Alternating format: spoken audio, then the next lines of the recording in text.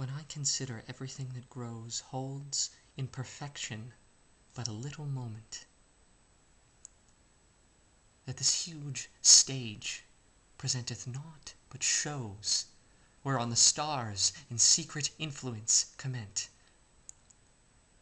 When I perceive that men as plants increase, cheered and checked even by the selfsame sky, vaunt in their youthful sap, at height decrease, and wear their brave state out of memory, then the conceit of this inconstant stay sets you most rich in youth before my sight, where wasteful time debateth with decay, to change your day of youth to sullied night, and all in war with time, for love of you, as he takes from you, I engraft you new.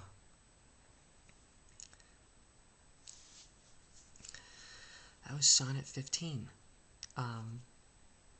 Hold the phone, everyone. For once, Shakespeare's not telling this guy to have kids. I think this is the first one we've come across like that, where he's still remarking on the fair youth's beauty, but up until the end, he doesn't mention a solution to this mortality question. But then he says at the very last line, I engraft you new. Meaning you'll live on in the words that I write about you. I think I'm excited for the change of tactic. Shakespeare, good one, bud. This sonnet's packed with super thought-provoking imagery.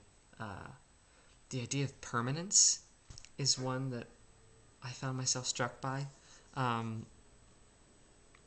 The concept, is there such a thing as something that's truly permanent? We kind of assign that concept a quantity, meaning, because there are things that exist so far out of our normal perspective of things. So, for all intents and purposes, the world is permanent, the earth is permanent. It's been around, millions and millions and millions of years. So relative to the earth's existence, we're tiny little specks.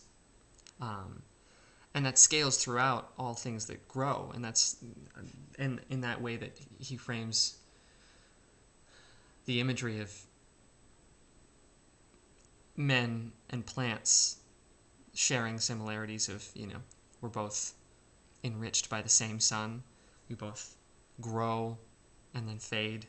And it's all, and that first line about holds in perfection but a little moment, it's some, and my mind went to a fly, a fly lives, practically a moment in comparison to the life of a human being, call it 100 years. But even that, that 100 years is a blink when set to the scale of the existence of the earth, or the existence of humankind, however you want to frame it. That's just really interesting.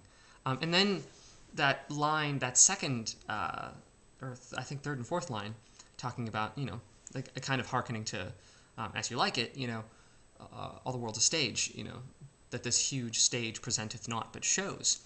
And the connotation for shows can be, can be interpreted as Shakespeare saying, when you consider everything that lives and is impermanent, that's the world. Everything that exists on the earth in some ways is not permanent. A human life has a beginning and an end, and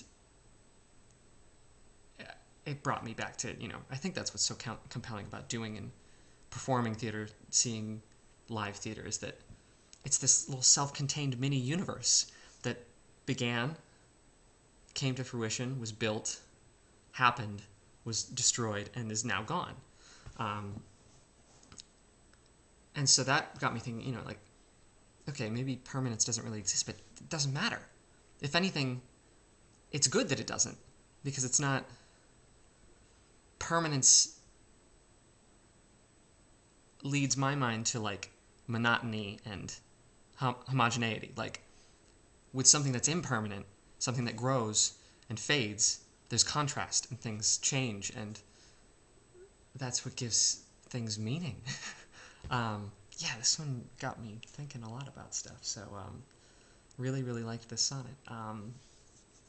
Yeah, sonnet 16 next week. I think I got the numbers right this time. I struggle with that, apparently. That's fine. But yeah, thank you for watching.